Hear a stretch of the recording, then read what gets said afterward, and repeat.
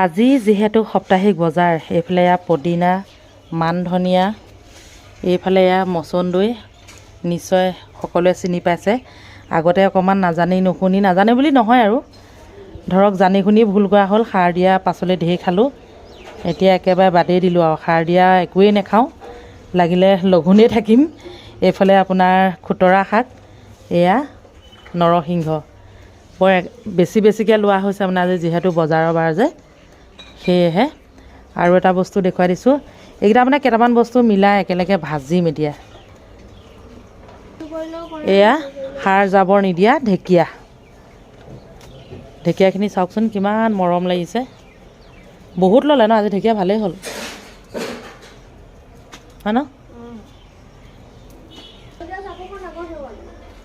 এয়া ভাত কেৰেলা, ভেন্দি।